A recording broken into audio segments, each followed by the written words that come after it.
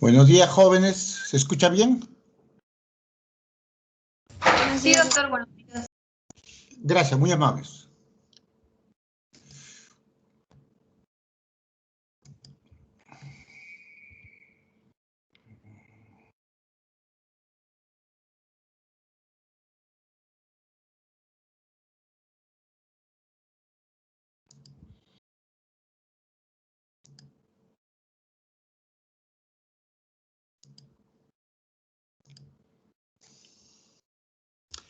Se logra apreciar la proyección, ¿no? Sí, doctor. Gracias, muy amable. Sí, doctor. Muy amable, muy gentiles. A ver, vamos a ver la clase de cirrosis hepática. La cirrosis hepática es una de las afecciones más importantes de la gastroenterología y la medicina interna. Esta enfermedad que sigue siendo muy prevalente y en muchas partes del mundo y en nuestro país no solo no baja, sino que está en aumento. Se caracteriza la cirrosis por dos hechos patológicos: la presencia de fibrosis y nódulos de regeneración. Entonces, cuando una injuria lesiona el hígado responde fibrosando la parte de tejido injuriado.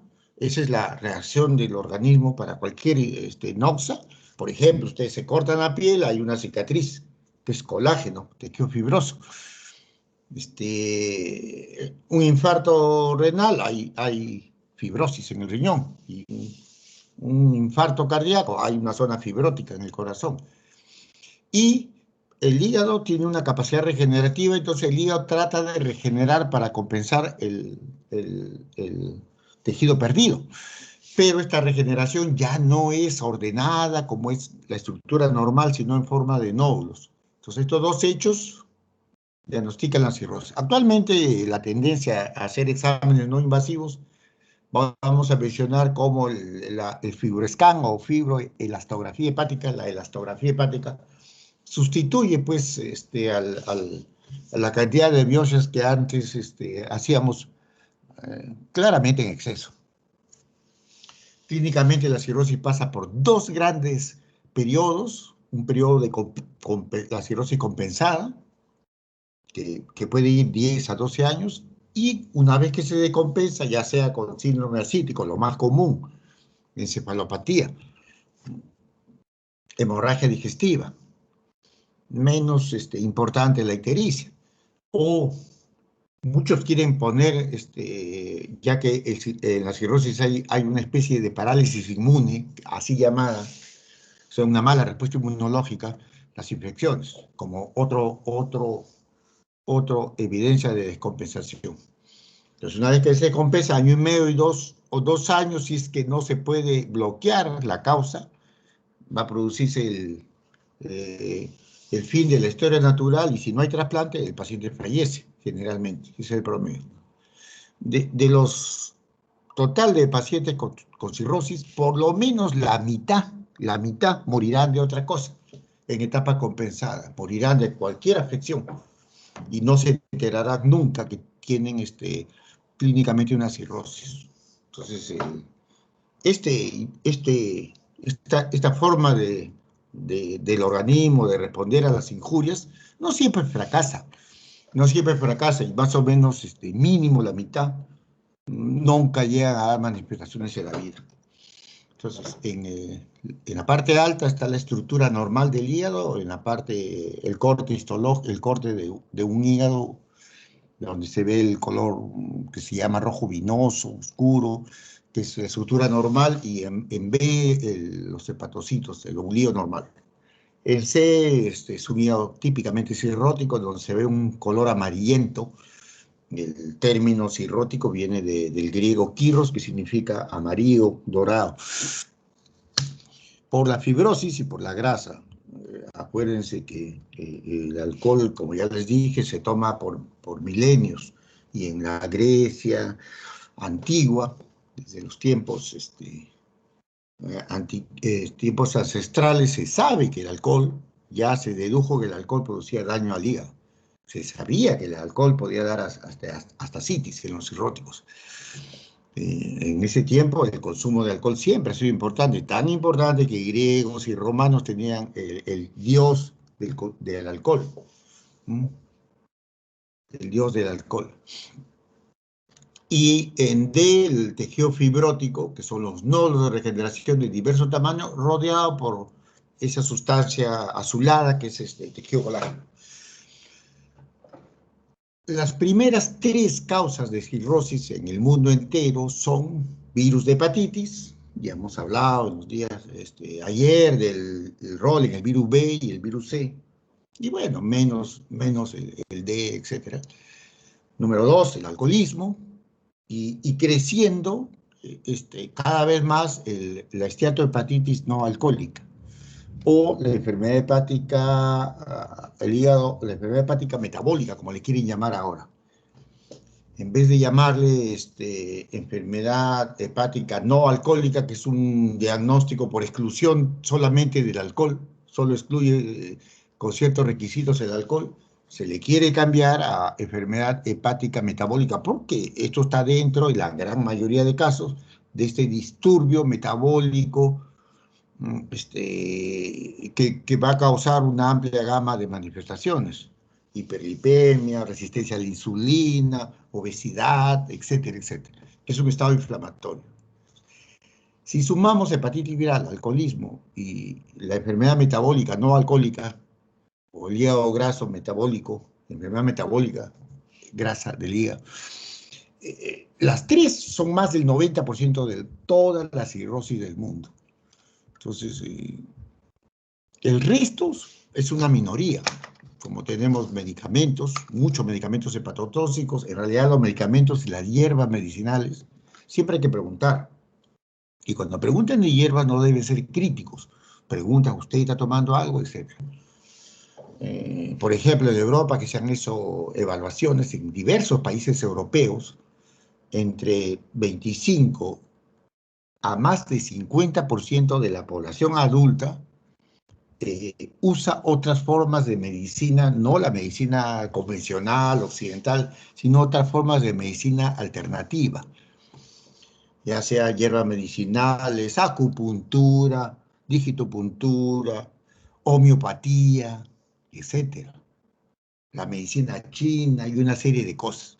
Entonces, y la mayoría de personas que usan esa medicina no le mencionan a la medicina clásica, al médico occidental clásico, no le menciona que están acudiendo a eso.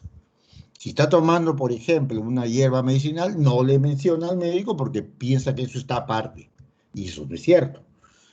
Las hierbas medicinales pueden ser benéficas, pueden ser tóxicas a diversos órganos, al corazón, hay toxicidad renal, toxicidad hepática, toxicidad al estómago, etcétera. Hay interacciones medicamentosas.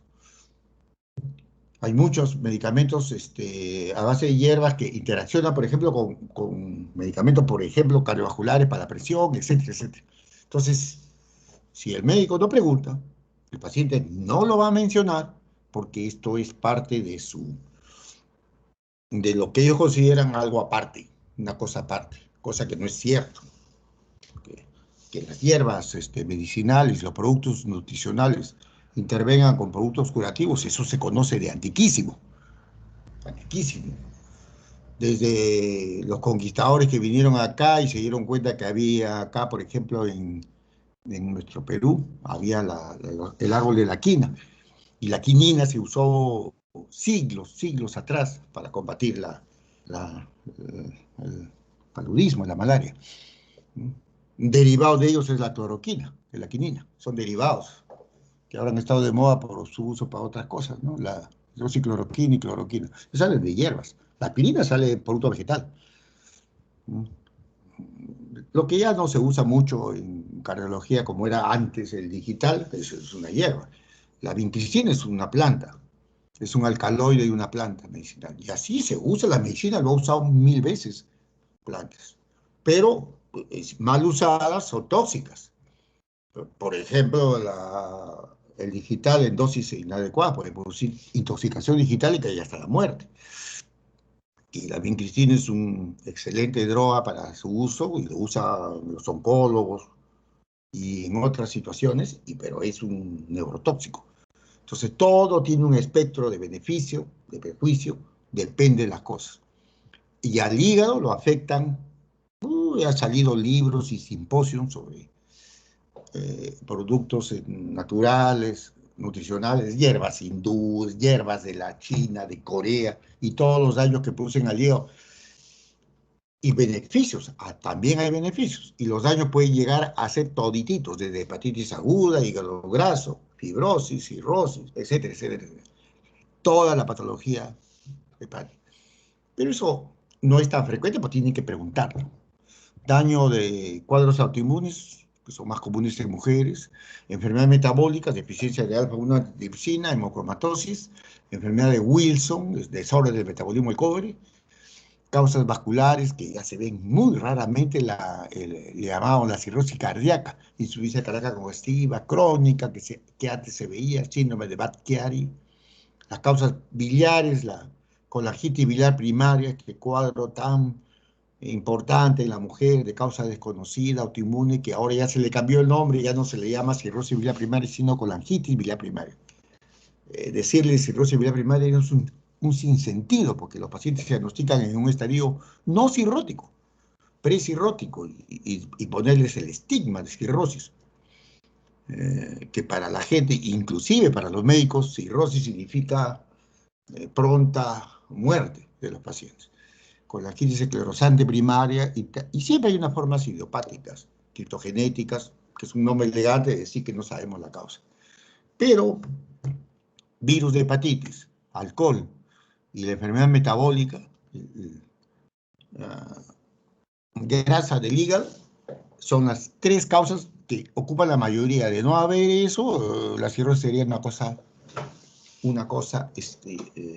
muy poco frecuente. Pero como eso hay y abunda, y todavía ni siquiera tenemos un control total de las hepatitis. La OMS quiere para el 2030, 35 ya desaparecer los virus de hepatitis hepatotrópicos, pero todavía estamos lejos de eso, estamos muy lejos de eso, muy lejos, porque los países que tienen nichos son países que no son ricos, entonces va a ser difícil lograr eso, va a ser difícil lograr eso. Entonces, el cirrótico, alcohol, causa importante, pues porque la flecha la pone en rojo. La enfermedad metabólica, el llamado hígado graso no alcohólico, la esteatohepatitis no alcohólica, que es un síndrome metabólico. Los virus de hepatitis, los principales, virus B, virus C, que son las causas principales. Estas cuatro desaparecieran, ya cirrosis no sería una entidad rara. Pero usted sabe qué frecuentes son estas causas, ¿no? Qué frecuentes son. Y otras cosas que dañan al hígado, más predisposición siempre tiene el varón. La edad, la obesidad en general, no siempre, aunque no tenga enfermedad metabólica, los medicamentos, acá entran drogas de todo tipo, medicamentos nutricionales, etcétera, etcétera. Hierbas, los fabricantes de empresas para hacer los humanos, en las últimas décadas nos hemos dado cuenta los cambios que sufren por ejemplo, la contaminación, el uso de combustibles fósiles. y hay un renacer de que lo bueno es lo verde. Inclusive este grupo que está en contra de cazar animales, y que etcétera, etcétera, se llama Greenpeace, green de verde, todos verdes. Entonces los industriales, apoyados por eso, y porque la ecología está de moda, han creado pues, estas empresas como por ejemplo Herbalife, que le ponen un nombre que parece vegetal, pero el vegetal no tiene poco más que los dibujitos y el nombre. Es una transnacional que vende en más de medio centenar de países sus productos y gana billones de dólares al día. Igual es Omnilife y todas esas, Noni y todas esas cosas, ¿no? Entonces la gente, por alguna razón, no sé por qué, piensa que lo verde es bueno y lo rojo es malo. Y por rojo entendemos todo lo que se mueve, todo lo que es del reino animal, y por lo verde todo lo que pertenece a lo que es vegetal. Cosa que no es cierta. Que no es cierta. Hace unos años, un reporte de unos test para bajar de peso que había producido muertes por falla hepática. Unos test que se venden en el Perú también para bajar de peso. En el Perú no le ponen ni siquiera qué contiene. No le ponen. Los venden en la farmacia, los venden en supermercados. Té para bajar de peso. Usted lee, no dice nada.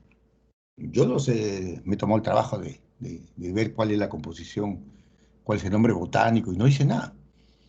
No dice cuál es el nombre botánico. Y en otros países se han retirado por la muerte que han producido. Entonces, yo no sé cómo la gente puede tomar algo que no tiene ni nombre, ni sustancia, ni cantidades. Pero bueno, así es el ser humano. Entonces, recuerdo mucho que en la revista que se publicó este artículo de muertes producidas en Norteamérica por el consumo de estas hierbas para bajar de peso,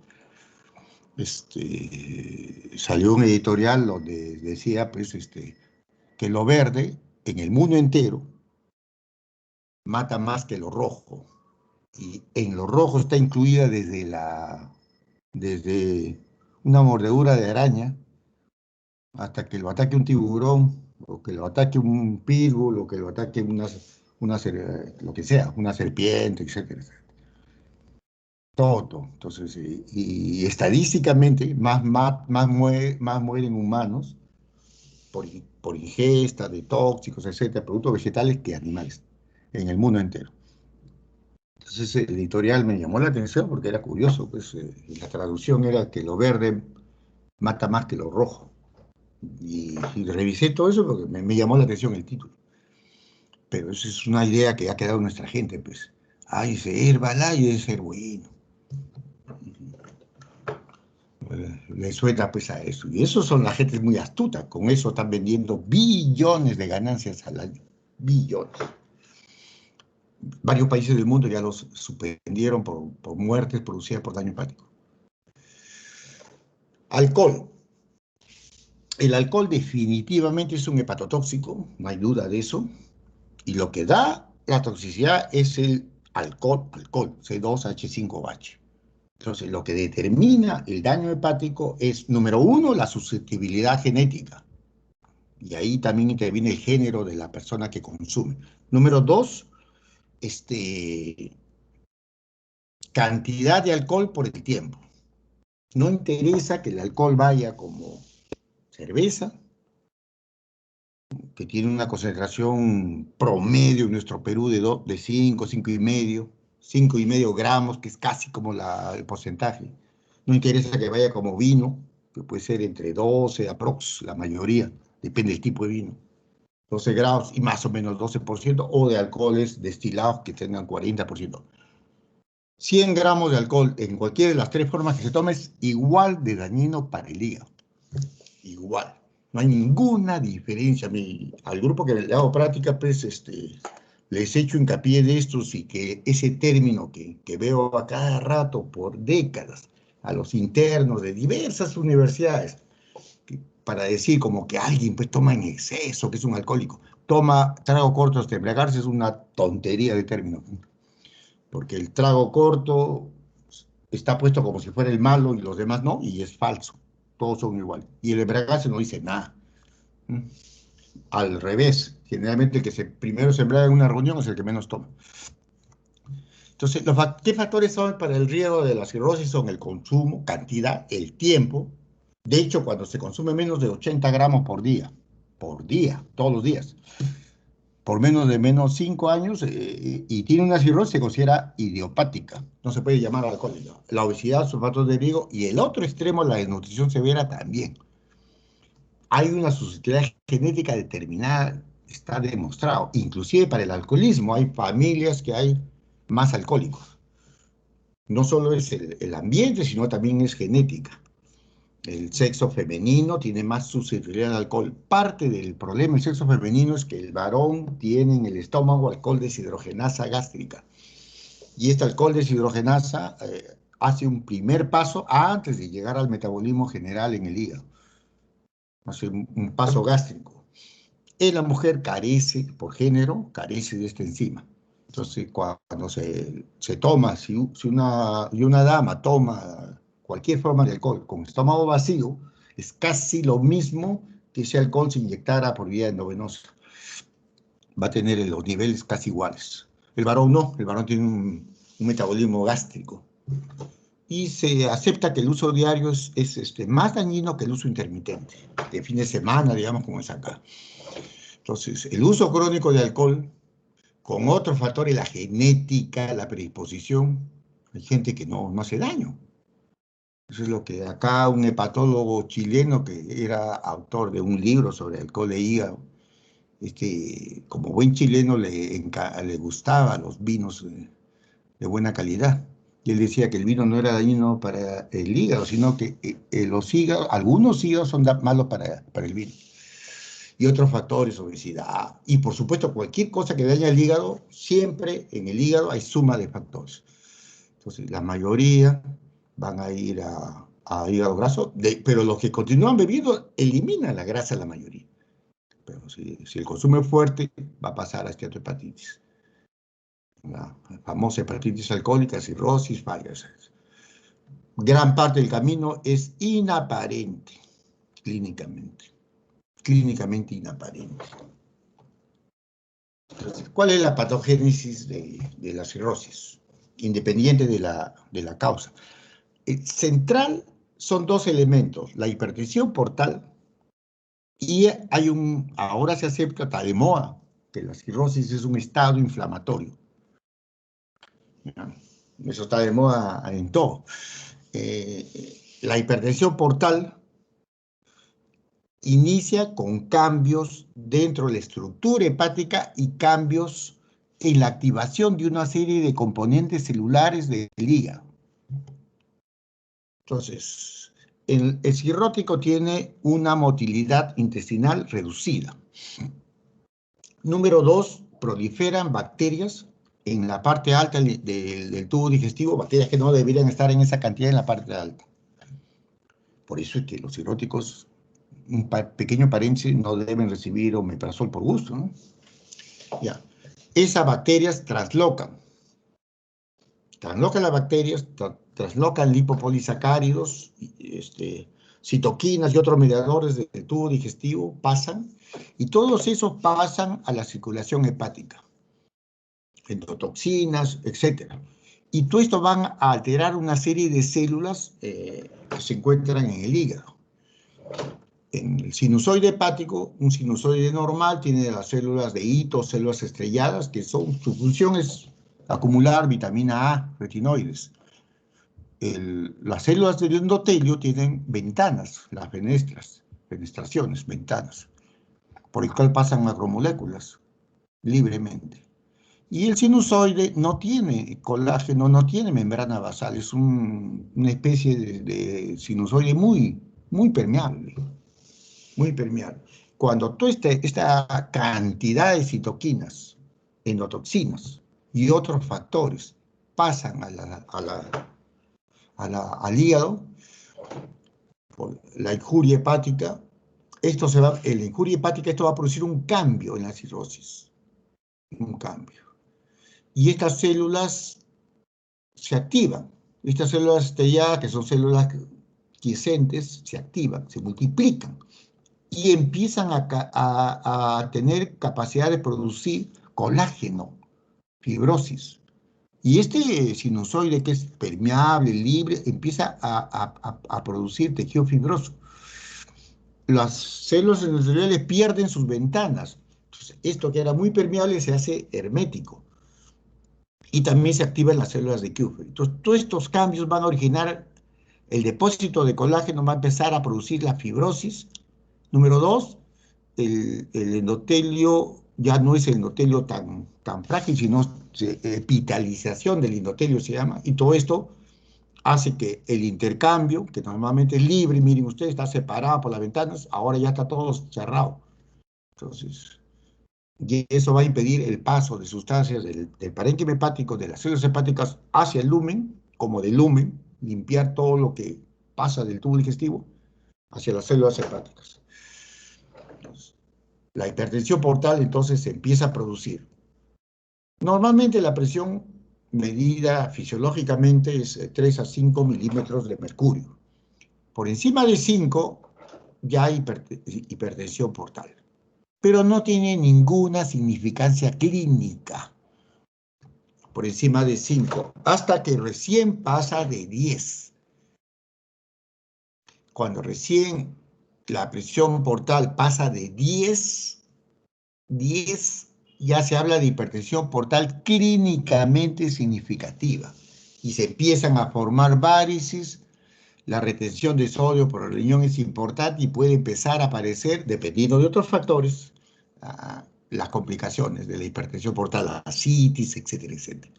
Entonces, la cifra de hipertensión portal es la clave. Y la clave es en el manejo que nos queda, aparte de que, por supuesto, primero retirar la causa, es bajar la presión portal. Por supuesto que la nutrición es importante y la hipogluceminemia no solo es por menor síntesis del hígado, sino la hipogluceminemia en estos pacientes se forma también por falta de ingesta. El cirrótico come poco, hay una serie de ideas de la gente equivocada que hace daño al hígado y esto, y comen mal. Y todo eso hace que hay un componente de hipogluceminemia no solo por falta de síntesis, sino por malnutrición. Entonces, ni mucho ni poco debe nutrirse de forma adecuada. Entonces, pero fundamental es el grado de hipertensión portal. Y eso va a determinar las complicaciones. Entonces, a partir de 10 se habla de hipertensión portal clínicamente significativa. Recién a partir de 10. De 5 a 10 hay hipertensión portal, pero no tiene significancia clínica. Ya recién se va a formar varices, retención de sodio, etcétera, etcétera. Y cuando pasa de 12, hay generalmente ya riesgo alto de hemorragia varicial. Hay riesgo alto de hemorragia. Y por encima de 20, estas hemorragias tienen mal pronóstico. Entonces, si no es tratado, esto va a ser más rápido, y si trata, esto va a frenar el paso. Entonces, la presión portal no solo es estructural por la fibrosis y el nódulo, sino la resistencia aumenta porque hay contractibilidad. Hay por lo menos un 30%, la tercera parte de la hipertensión portal, de la resistencia de la hipertensión portal se debe a alteraciones funcionales que pueden cambiar cuando uno trata con fármacos. Y cuando la hipertensión portal va a dar las colaterales, esto va a traer dos tipos de consecuencias. Incrementa el flujo venoso y estas varices también van a incrementar el flujo hacia el hígado. Y en hipertensión portal, por el aumento del óxido nítrico, hay una vasodilatación severa. Hace que el sujeto con hipertensión portal tiene vasodilatación, el organismo cree que le falta presión y volumen, y activa los rinemas de renina, angiotensina, aldosterona, y hay una ávida retención de sodio y agua. Eso con hipertensión portal produce ascitis, y también acumula líquidos como edemas. Entonces, todo esto es un círculo vicioso. Entonces, la hipertensión portal es la clave de manejar, y ahora se sabe también que hay un componente inflamatorio severo en estos pacientes. Entonces, el aumento de resistencia da un componente estructural, pero este componente funcional se puede tratar. El estructural se podría tratar solamente si un intervencionista, un radiólogo intervencionista hace unos tips, pero funcional se responde por medicamentos. Y esto, o sea, todo el círculo vicioso se repite una y otra vez. Entonces, cualquier causa, hepatitis crónica por virus B, virus C, abuso, etcétera, empeora todo esto. Vasodilatador, siempre va a haber vasodilatación. La circulación hiperdinámica, y hay un componente inflamatorio. Un componente inflamatorio, hasta las complicaciones. Igual acá van a ver, hay una disfunción también del corazón. El corazón también, el alcohólico, por ejemplo, tiene daño al corazón. Y se ve que en esta injuria hepática hay un componente inflamatorio local y sistémico, y hay moléculas proinflamatorias. Entonces ahora se acepta que en toda esta patogénesis la inflamación tiene un rol. Tiene un rol para dar al final la disfunción circulatoria del riñón, que va a llegar a otras complicaciones como el síndrome hepatopulmonar, encefalopatía hepática, etcétera, etcétera. Las complicaciones de cirrosis no las hago yo, las hacen en otra clase.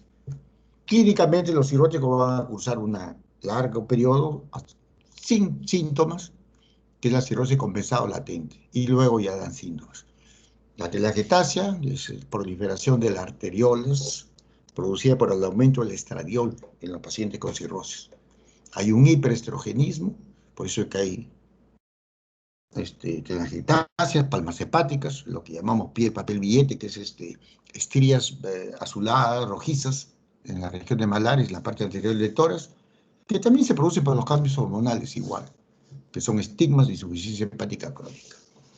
Estos estigmas no son patognomónicos y se pueden ver en la pubertad, inclusive en la gestación, porque obedece a cambios de hormonas femeninas.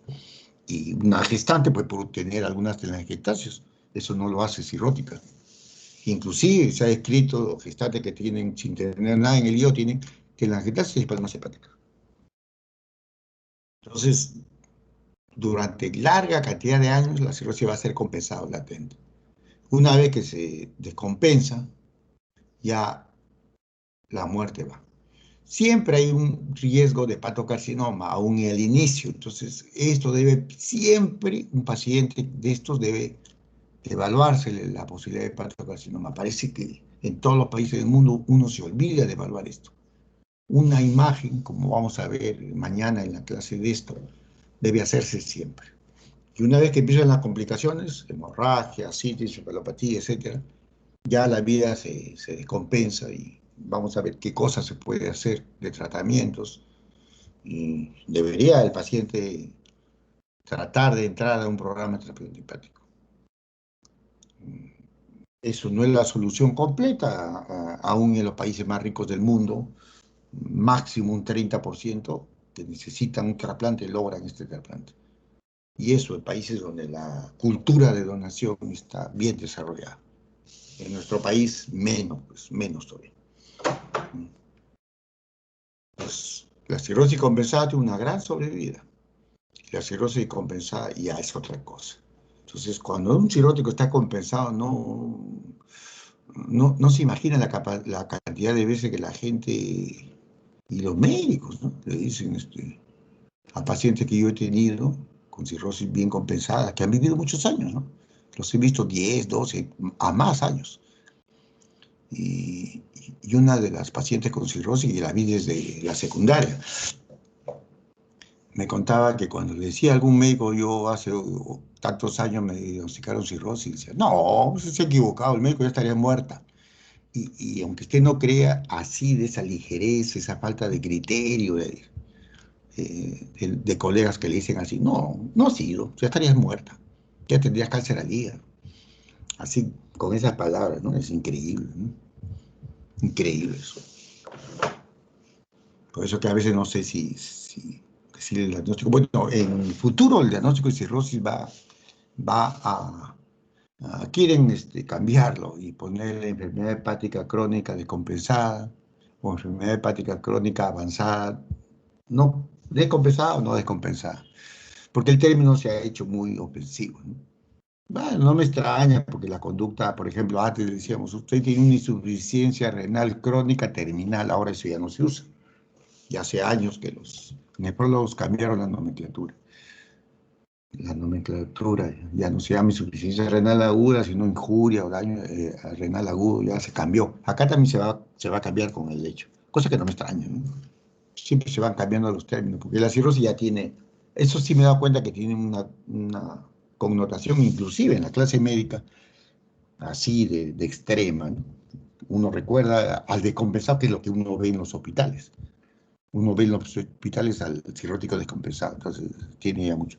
Así como ya no hablamos de calentamiento global, que es el problema, que ese es el problema, y se le llama cambio climático, que inclusive se sabe la reunión de países poderosos para cambiarle el nombre para que la gente no se alarme tanto. Cambio climático impacta menos, cuando en realidad lo que hay es calentamiento global.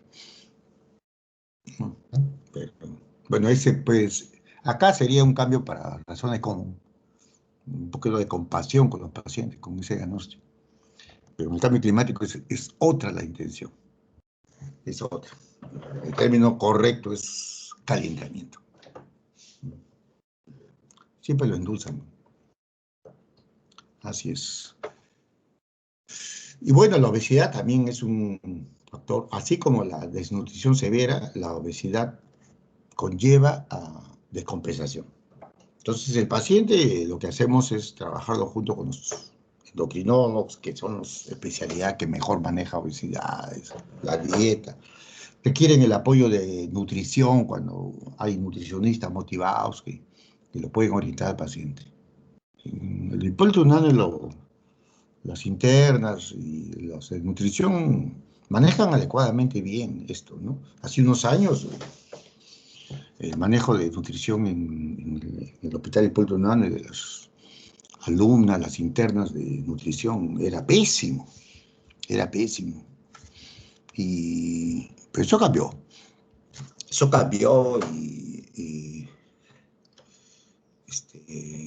yo recuerdo mucho que en una visita médica, bueno, les dije algo irónico, ¿no? Porque no tenían ni nociones, ¿no? De la nutrición en las enfermedades hepáticas y después me molestó porque, bueno, fue un poquito demasiado irónico. Pero me acuerdo que esas internas de esa época reaccionaron recontra bien. Hicieron un seminario, una ponencia de varios tópicos de nutrición en enfermedad hepática. Se averiguaron el correo, me pidieron información, les di varias referencias sobre nutrición en enfermedades hepáticas. Y hasta me quisieron invitar que estoy presente en el seminario, cosa que ya era demasiado, ya pues no es para tanto, no es para tanto. Pero, y de ahí establecieron una serie de protocolos muy, muy buenos, ¿no? Es una reacción muy, muy adecuada que tuvieron aunque me molestó después mi actitud de haberme un poquito, ser irónico, porque no tenían ni idea de cómo se nutría un enfermo hepático, ni idea. Pero ahora lo manejan bastante bien. Ya han hecho ciertos protocolos, perfecto, ¿no? Muy bien. Y bueno, las posibilidades de compensaciones van a ser, la primera es la citis, la más común. La encefalopatía y la hemorragia son menos comunes. Y al final ya tienen de todo, de todo. Pero eso pasa con el tiempo. Entonces, esto es una clasificación teórica que decimos que la hemorragia, la citis más obedecen a hipertensión portal y la encefalopatía y la ictericia más a falla hepática, pero esto es relativo, muy, muy relativo, muy, muy académico. Sospechamos cirrótico con cualquier enfermo que tenga en su historia los factores que contribuyen a esto, la enfermedad metabólica, como sin diabetes, el alcoholismo crónico, etc. En el examen de laboratorio que tenga alteración en las enzimas o algunos de los llamados en la bioquímica hepática. nos fijamos en el examen físico, las estigmas de insuficiencia hepática crónica. El hígado suele ser pequeño el lóbulo derecho y crecido el lóbulo izquierdo. El vaso grande es un signo muy importante para ver enfermedad hepática crónica, el vaso. En una ecografía, un vaso grande une las fuertes posibilidades de que tenga algún problema hepático crónico. Es bastante bueno. Y bueno, ya si hay descompensación. La baja de albúmina es importante. Ya saben que no solo es por síntesis, sino de nutrición y pérdida. En el cirrótico hay pérdida de proteínas, hay enteropatía de proteínas. Entonces, hay pérdida. Tiempo de proteína prolongado y la bilirrubina suele aumentar. Lo que más se usa como un marcador no invasivo de hipertensión portal es la trombocitopenia. Y esta es la ya más de medio siglo que tiene la escala de severidad de Child, que después ha sido levemente modificada, como dice el nombre, que es una escala que inventó el cirujano Child, que es un cirujano norteamericano que operaba lo que en esa época, en la década del 60, se hacía, que era cirugía para hipertensión portal. Como había presión portal y el pensamiento en esa época era que la fibrosis y los nódulos impedían el paso, se hacía cirugía para derivar y para que no sangre la variz. Esta cirugía ya después se abandonó porque cuando se vio en estudios controlados, los pacientes que se operaban morían más que los que no se operaban.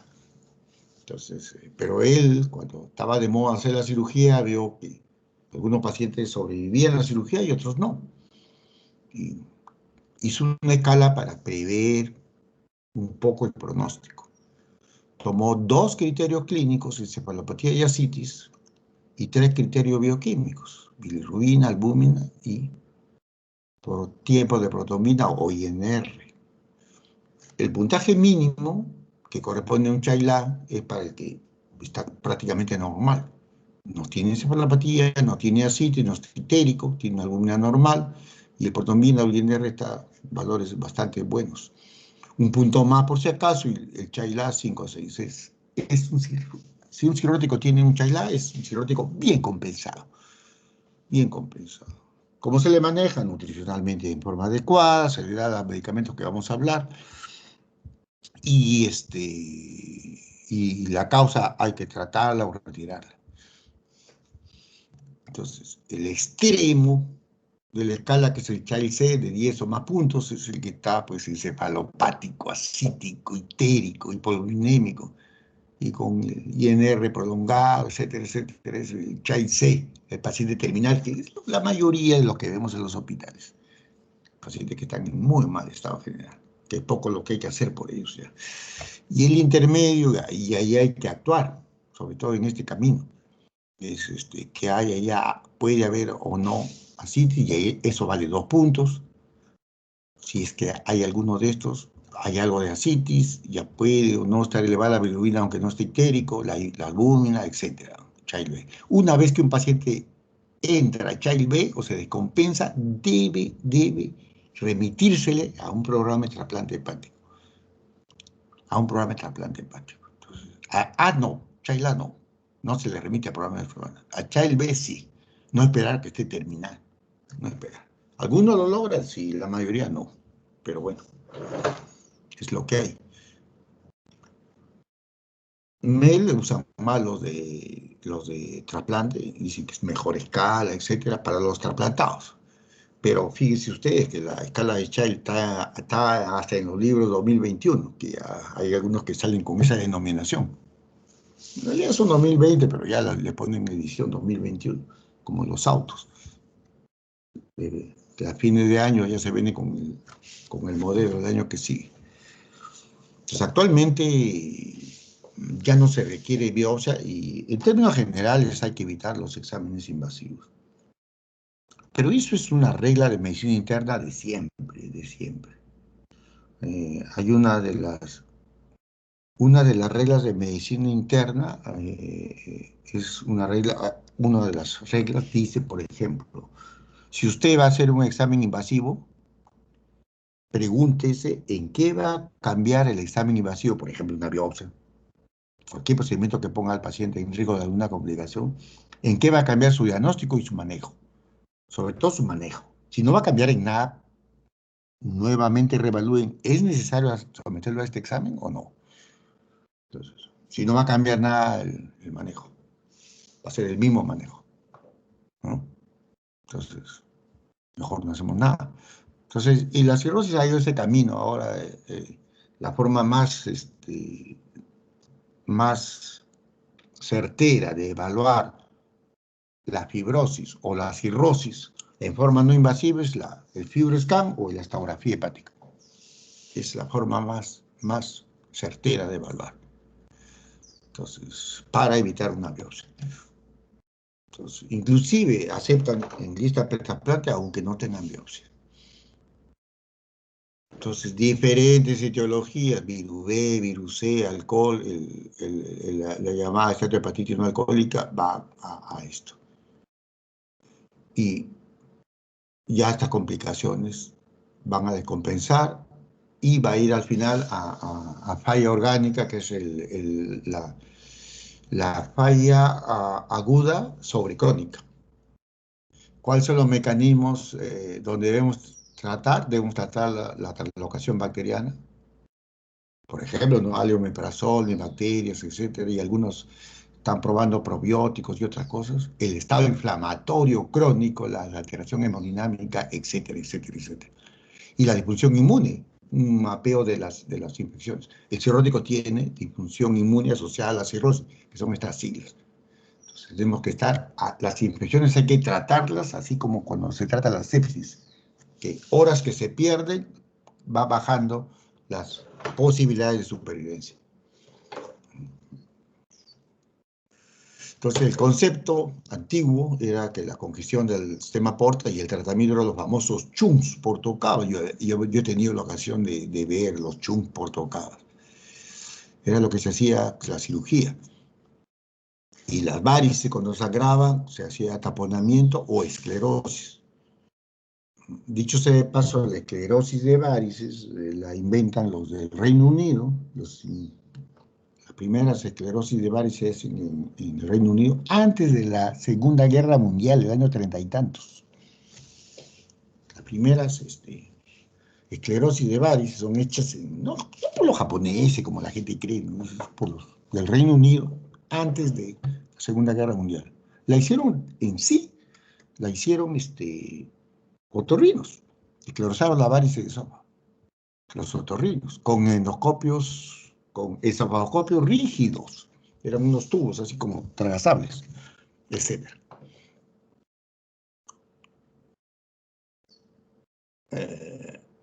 Actualmente, si ustedes me dicen, si yo tuviera varices, ¿me haría esclerosis? Jamás, jamás, jamás. Tiene muchas complicaciones.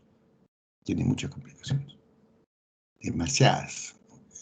Ligaduras sí, pero escleroterapia, salvo que esté sangrando, tuviera varices hemorrágicas y solo hay para hacer esclerosis o la muerte, bueno, solo, pues ya no se hace esclerosis. Posteriormente, el concepto de la vasodilatación es plática por el aumento del óxido nítrico. Entonces, el tratamiento ha sido propanolol u otros beta bloqueadores no selectivos, la vasopresina, terlipresina, somatostatina y derivados como el octreótido y los TIPS. Y los últimos años, ya se sabe del componente dinámico y el tratamiento para bajar la presión portal está, número 1, en usar beta bloqueadores y actualmente el mejor perfil tienen el carvedilol. Carvedilol, para empezar, existe en nuestro país como genérico inclusive. En tabletas de 25 miligramos genéricos se encuentra en el Perú el carvedilol, porque es un beta bloqueador usado en cardiología. Y ahí está hasta el genérico. O sea, no hay razón para no usarlo. Y la tableta viene de 25 y se puede usar al principio con dosis de la cuarta parte, 6 y fracción. Entonces, carvedilol no solo para evitar la profilaxis de sangrado varicial, sino que el carvedilol mejora la citis y baja la presión portal de varias maneras. Entonces tiene un componente importante. Las estatinas definidamente bajan la presión portal y las estatinas tienen un efecto antiinflamatorio, Inclusive hay evaluaciones de estatinas en este SARS-CoV-2 severo, con algunos buenos resultados, pero también su efecto no es marginal. Entonces, inclusive hay evaluaciones que demuestran en los cirróticos con estatinas que hacen menos riesgo, hacen menos hepatocarcinoma que los que no toman estatinas. Entonces, en medicamentos, carvedilol, mejor que el propanolol, simvastatina o atorvastatina, porque es un efecto de clase, no es un efecto de moléculas, es un efecto general. Tiene un efecto que estabiliza el endotelio y antiinflamatorio. Y en alimentos, el conocimiento de que el café es un antifibrótico, disminuye también y mejora, es ahora usado. De no tener contraindicaciones, hay unos pacientes que tienen contraindicaciones del café. Los hepatólogos están dando ahora en las clínicas de hepatología en el mundo, están dando a los pacientes con cirrosis 3 a 4 tazas de café diario. Cualquier café, puede ser en polvo, sintético, puede ser café pasado, pero que sea café, nada de cafeína, nada de cafeína. Y ahora los tips que cada vez son más precoces, y parece que eso tiene que replantearse. Y ahora hay los radiólogos han mejorado estos tips y estos stents se ponen con una cobertura que ya no trombosan, que era una complicación anterior. Y como emergencia se puede usar un stent esofágico que para el sangrado. O esto que es un procedimiento invasivo que bloquea la presión portal. Pero ha ido cambiando el concepto. Yo por los años de médico que tengo he visto desde esto, ¿no? Desde esto, ¿no? Tiene su ventaja haber visto, pero la desventaja es que ya no vas a ver el siguiente paso. Esa es la desventaja, jóvenes. Esto no acaba acá. Entonces, la presión portal, los beta bloqueadores bajan la presión portal, las estatinas bajan la presión portal, los TIPS, que parece que van a tomar cada vez más importancia. Entonces, los hospitales deben tener los departamentos de diagnóstico y de parte intervencionista de radiología, deben fortalecerse eso, fortalecer los laboratorios también, fortalecer la microbiología, fortalecer la inmunología, etc. El día que se fortalezca eso, todo va a mejorar. La traslación bacteriana, que es un evento que es severísimo. Hay intervenciones dando norfloxacina, rifaximina, que es un antibiótico no absorbible, que tiene una serie de propiedades, inclusive es eubiótico, mejora la flora, no altera la flora. Se están usando probióticos, etcétera, etcétera. Y los beta bloqueadores también intervienen en la translocación bacteriana, mejora.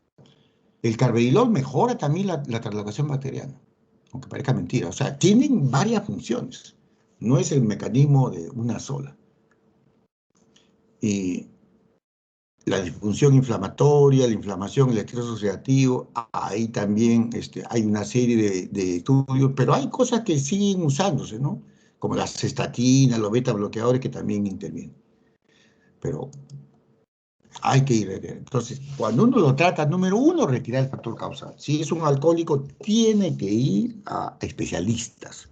Si el alcohólico no va manejado por especialistas, grupos de apoyo, es mejor cuando la familia, por supuesto, se compromete, igual que un fármaco dependiente, cuando se compromete la familia, puede ir a un centro, si no le gusta, puede ir, si es evangélico, lo manda a esos grupos evangélicos y funcionan, ¿no? Funciona. Los evangélicos, si la gente que cree en eso, funciona. Yo he visto varios pacientes que dejan de tomar, todo con esos grupos evangélicos. O alcohólicos anónimos, etc. Funciona. Asustarlo, no, eso no funciona. Pero es básico el apoyo familiar. Sin apoyo familiar, el 80 y tantos % vuelven a tomar. Sin que usted le dé un programa. Asustar no sirve para nada. con ese grupo de apoyo hay un porcentaje que responde. En hepatitis viral, el tratamiento de antivirales, darlo, etcétera. Y en el otro caso, yo uso mucho las consultas con los endocrinólogos para que me ayuden a manejarlo. Y si ellos son los indicados, y ahora ya se ha visto hasta guías, hay guías que ha colgado la Asociación para Estudio del Hígado Americana sobre terapia para los obesos y con o sin diabetes de cirugía bariátrica para los cirróticos o los que están en camino cirrótico. No desnutrirlo, la dieta tiene una adecuada cantidad de proteínas, no deben desnutrirlo. Y toda esa cantidad de ideas falsas que tiene la gente, dale café. Los médicos tenemos la culpa, hemos hecho del café un demonio. Las estatinas, como la simvastatina, se puede usar 20 o 40 miligramos. Pero si no, se puede usar atorvastatina o otra cosa, carvedilol. La tableta es de 62, se parte y que empiecen a usar. Hay genéricos, estatinas están en el mercado. Son medicamentos que están en el mercado. Usar café es barato, simple. Estatinas están en el mercado, genéricas, baratas, carvedilol genérico. No estoy hablando de medicamentos, que hay un montón que están en ensayos clínicos, pero son fórmulas que, para empezar, todavía no salen ni al mercado ni en ningún país del mundo. Entonces, estas cosas sí, salen al mercado, están en el mercado. Tratamos las complicaciones, las infecciones, como ya les dije, el componente inflamatorio tiene que estar atrás. Atrás, a cualquier momento, empezar el tratamiento de cualquier infección. Profilaxis antibiótica en estas circunstancias, siempre monitorear cáncer hepático. Y tienen el derecho de saber que hay trasplante hepático. Entonces, siempre hemos pensado, y yo le confieso que en décadas anteriores, era una sorpresa porque uno veía a estos pacientes a veces anémicos, con plaquetas bajas, protomina prolongada y INR prolongado, y hacían trombosis. Y no sangraban muchas veces cuando uno hacía algún examen invasivo. Entonces uno decía, pero caray, plaquetas bajas, coagulación alterada, ¿por qué no sangran? Y lo que ahora se sabe, ya no de ahora, sino de ya tiene esto como más de, qué sé ya, como 20 años. Pero aunque usted no crea, la gente muchísimo lo ignora. Es que en el cirrótico es como un normal, pero en equilibrio, pero inestable. En la persona normal tenemos elementos pro-hemostáticos, procoagulantes y antihemostáticos, anticoagulantes. El cirrótico también. El cirrótico baja la producción de procoagulantes, o sea, baja la plaqueta, baja la formación de protombina, se prolonga por eso el tiempo. Pero también baja los anticoagulantes. Entonces, es por eso que en el cirrótico el sangrado, por ejemplo, digestivo, no es producido por estas alteraciones, sino por presión portal. Y el cirrótico pues no hace, pues, puede tener trombocitopenia, pero no hace, pues, no hace quimos, hematomas, no, usualmente no hace nada de eso.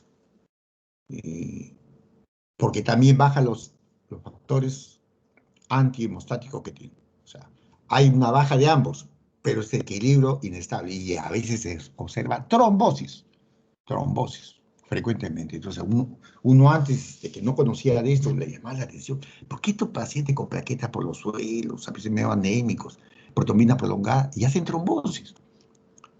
Y así es. Entonces, ahora ya se conoce un poco más de la fisiología. Desde mucho tiempo se sabe que la transfusión debe ser siempre un criterio restrictivo, no liberal. Y eso lo saben los traumatólogos hace décadas antes que nosotros. Y en la cirugía de guerra, en los combates, desde Vietnam, se vio, los médicos los cirujanos de guerra, vieron que si un paciente, por ejemplo, con una herida de bala, lo transfundían demasiado, sangraba más. Claro, era como la teoría de la bolsa de plástico. Si la bolsa de plástico está repleta, le hacen un huequito, sangra un montón. Si ya está media media desinflada, sangra menos. Entonces, los traumatólogos y los cirujanos de guerra y los unidades de shock trauma hace décadas, antes que nosotros los gastroenterólogos, se dieron cuenta de que no había que transfundir demasiado. Mientras los gastroenterólogos seguíamos con la transfusión liberal, yo he visto inclusive épocas que la gente decía, no, con 10, a 10 hay que llevarlo. Sangra a 10, para que se opere a 10. Después tenían 3, 4, 5 unidades, en las clínicas un montón. Y si uno leía a los traumatólogos, a la cirugía de los cirujanos, y era racional, ¿no? Era racional. Te le pone mucho, sangra más, pues. Lo llena, lo repleta, sangra más. Pues. Más presión, sangra más, pues. Entonces, ya se hizo hace más de 25 años un estudio en úlceras, pero no controlado, donde la úlcera renal, cuando se le ponía más sangre, sangraba más. Y ponerle menos iba mejor, pero no eran estudios controlados. Ya posteriormente salieron estudios controlados, donde ahora ya todo el mundo lo pone. Por eso les digo, en medicina no solo hay que leer gastro, hay que ponerse a leer otras cosas. Eso yo lo había leído décadas atrás cuando leía cirugía de guerra, cirugía de shock trauma, etcétera, etcétera. Ya, y era lógico. Ahora, nosotros nunca pusimos, porque yo solo he trabajado en hospitales de salud y trabajé en una clínica privada que no es, que ya no voy hace un año, pero que no es de gente muy rica. Siempre hemos sido no restrictivo porque lo sabíamos al principio, sino restrictivo porque nunca disponemos de mucho. Siempre estamos en carencia. Entonces, nunca hemos sido liberales y que sí se hacían en otros sitios. Ahora sabemos que esto produce mejor, sobre todo, no solo en la hemorragia digestiva cualquiera, sino en el cirrótico, inclusive mejora la mortalidad, disminuye la falta y la mortalidad. O sea, hemos hecho el bien, pero por falta de recursos.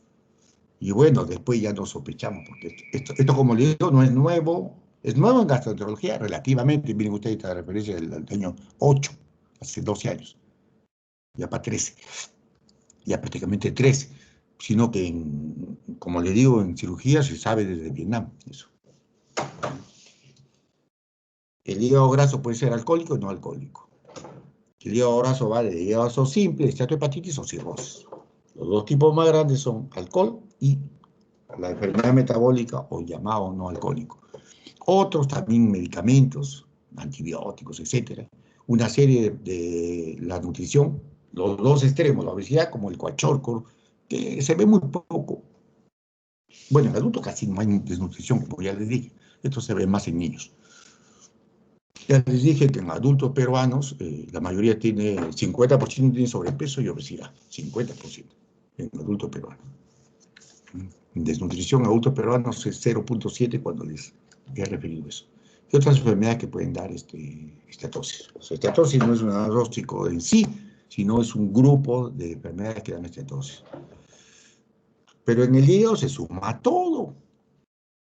Fíjense usted la posibilidad que tengan grasa en el hígado, criterios de hígado graso en obesos que toman fuerte, es altísima. Casi todos, obesos que no toman, o que toman y tienen un peso normal. Y por último, inclusive gente delgada puede tener hígado graso, con no bebedores. Aquí hay una serie de patogénesis, etc. Obviamente las diferencias son marcadas. En la clínica angloamericana, el doctor Tagle hizo un estudio de obesos que no beben, que son estos, y seguramente conversó con los colegas que hacen cirugía bariátrica y les hizo biopsia hepática. El doctor Tagle.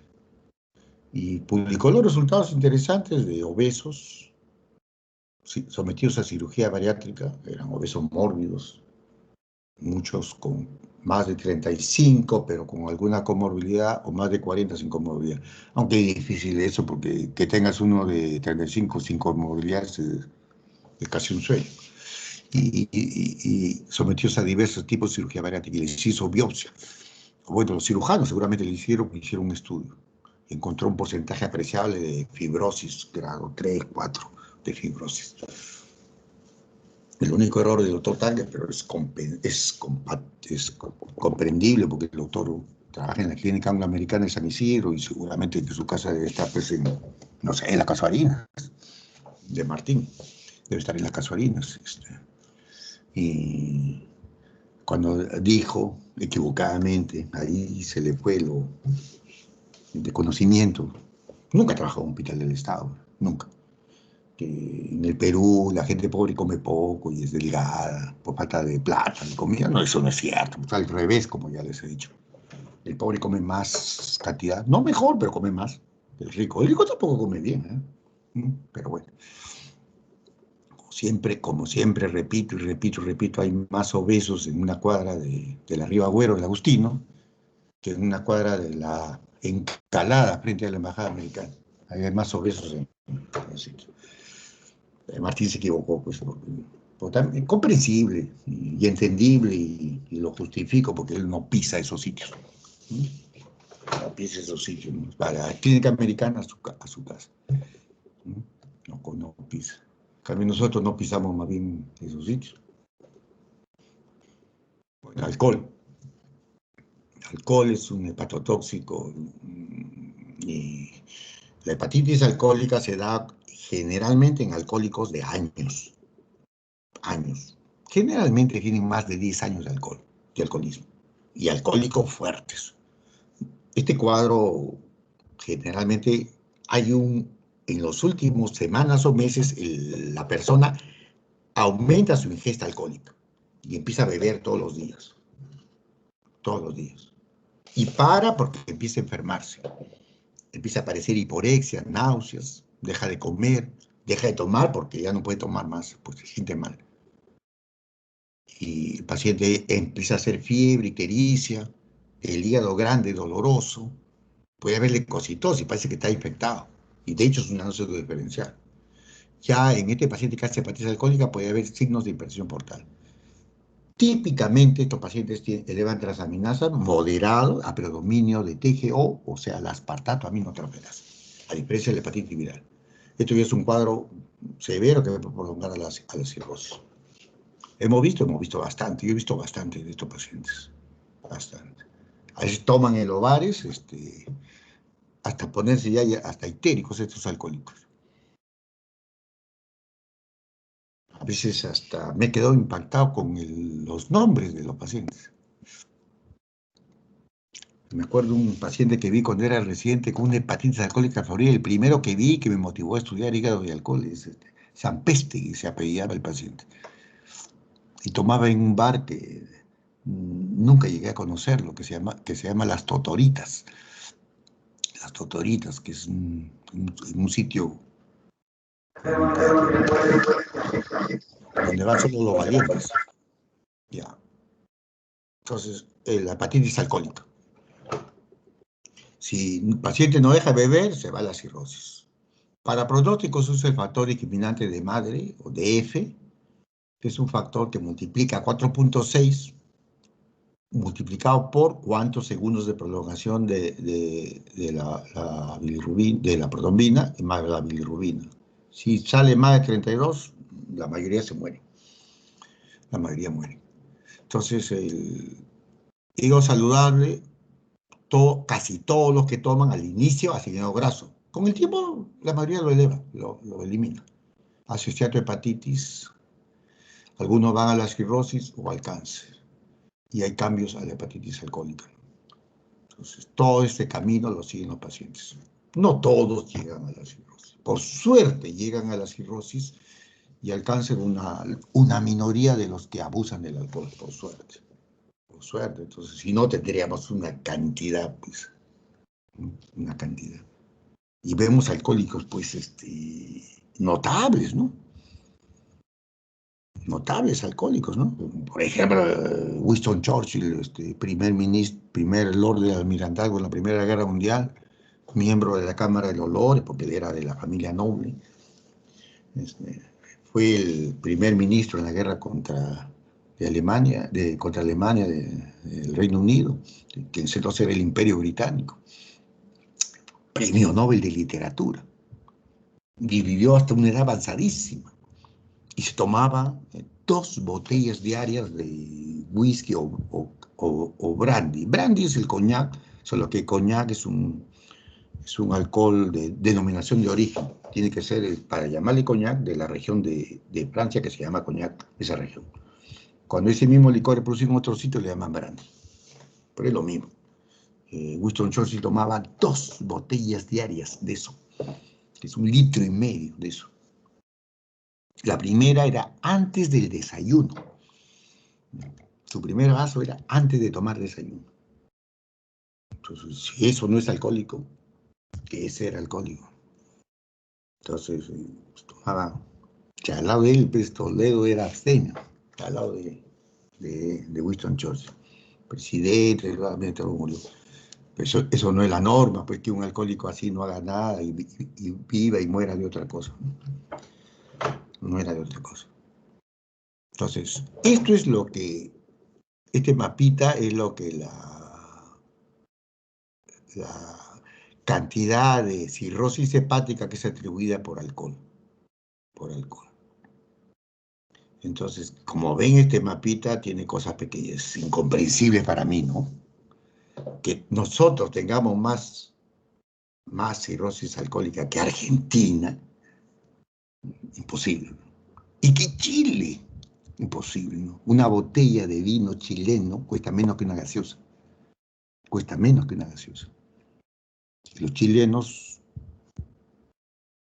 toman alcohol y vino con sus comidas como los europeos, ¿no? Como los italianos, como los franceses, como los portugueses, como los españoles. Inclusive los alemanes, los austriacos. Pero esto creo que es... Pero esto es lo oficial, ¿ah? Esto es lo oficial. Esto es lo oficial. Y si a ustedes le preguntan, cualquier examen nacional, ENAM, examen de la residencia, etcétera, ¿cuál es la causa más común de cirrosis en el Perú? Tienen que contestar este mapita, alcohol, número 1. Yo dudo de esto, pero ya le dije a mi grupo de práctica que los colegas del Perú, incluyendo los que hacen IGA, no, a mi parecer, podría estar equivocado yo, pero no conocen bien la epidemiología de la enfermedad hepática alcohólica. No conocen. Es imposible. Tenemos más que Brasil, más que Chile, más que Venezuela, más que Colombia. Bueno, que Uruguay, imagínense, estamos nosotros con Evo Morales y con México. Bueno, los mexicanos sí toman bastante. Bueno, pero ese es el mapa oficial. O sea, preguntan a ustedes, primera causa de cirrosis alcohólica, de cirrosis en el Perú, alcohólica. ENAM, alcohólico. En el examen de la residencia, alcohólico. Ya saben, en el Perú. Este es el mapa oficial. Fíjense cuánto del consumo per cápita en litros de alcohol por año en adultos. Fíjense, ¿qué país es el que más tiene? Francia. Los franceses tienen una cantidad de ingesta de etanol, pero Portugal. De hecho, pues, en la guerra mundial que bajó el consumo, bajó la mortalidad por cirrosis. Austria, Italia, España. Y fíjense que acá aparece Argentina, de consumo de alcohol. Perú no aparece. Perú no se sale de la diapositiva. Entonces, que nosotros tengamos más cirrosis de alcohol para Argentina que Argentina, pues bueno. Pero jóvenes, es mi opinión personal, que hay un error de lo que reportan los hepatólogos y los estudios de epidemiología del Perú, pero eso no es válido. Válido lo que está puesto ahí. Pero este es el consumo de etanol, que como ustedes ven, lo he tomado, no lo he inventado. Y se lo pongo así para que me crean, pues. Acá ya lo respeta porque saben que no lo he elaborado yo. Mira, USA, Bélgica, Suecia, Suiza, Irlanda, Noruega, Finlandia, Polonia, y después aparece Brasil, Chile, otros países. Y nosotros estamos por debajo. Como decía en la práctica, el país que más consume cerveza es la República Checa. La República Checa, que consume más o menos 160 litros de cerveza por habitante adulto. Y el Perú está alrededor de 40 litros de cerveza. por habitante. Así es. Pero bueno, ahí está las cifras puestas. ¿Qué hacer con la hepatitis alcohólica? Una buena nutrición. Corticoides se puede indicar, pero siempre nosotros somos muy reacios a usar corticoides por razones obvias. Pues, más aún que nosotros, a los alcohólicos que siempre vemos en los hospitales del Estado. Son pacientes muy marginales, alcohólicos muy pobres, etcétera, etcétera. Y en ellos la parasitosis, TB u otras infecciones son muy comunes. Entonces, la enfermedad metabólica puede ir de hígado graso con gota gruesa, esteatohepatitis, cirrosis y carcinoma. Hígado gato, gota gruesa, que son las que tienen mejor pronóstico. Esteatohepatitis, que parece alcohólica, solamente tiene que haber en la historia que no consuma etanol, tiene sus normas, la cirrosis y el cáncer. Entonces, todo esto va a ir en la dinámica y felizmente que la mayoría de la población es progresores lentos. La mayoría tienen una fibrosis muy lenta y no llegan a la cirrosis. Y en cambio hay un grupo que tienen fibrosis avanzada, un porcentaje. Y pueden ir a la muerte o al trasplante hepático, que como les digo yo, en los países ricos ahora esta causa está siendo la número 1 de trasplante hepático, ya sobrepasado al virus C, porque lo están tratando con antivirales al virus C. Obesidad central, que da un síndrome de inflamación sistémica, resistencia a la insulina, que le llamamos obesidad androgénica. Es obesidad abdominal en los órganos espláncnicos y es más obesidad de las vísceras, visceral. El segundo tipo de patrón, este es más de hombres, por eso le llaman androgénica. El segundo tipo es la obesidad periférica, es más de glúteos, más de muslos, caderas, brazos. Es la obesidad periférica, que nadie dice que no es dañina, pero es menos dañina que la obesidad central. La obesidad central es menos dañina. No decimos no dañina, no. La obesidad central. Esta obesidad hace que la tontería que habla la gente ignorante, barriga chelera, no existe pues esa barriga chelera, eso es algo del folclore peruano, no tiene nada que ver. Si fuera así, Pecuchique hubiera sido pues un chelerazo, más que el Chato Barraza, pero cosa que no creo. No, eso no existe. Es un tipo de patrón de depósito de grasa, que es genético. Como predominen hombres, se llama androgénica, obesidad central. Y la otra es la obesidad periférica. No quiere decir que las otras no sean dañinas, sino que una es más dañina que la otra.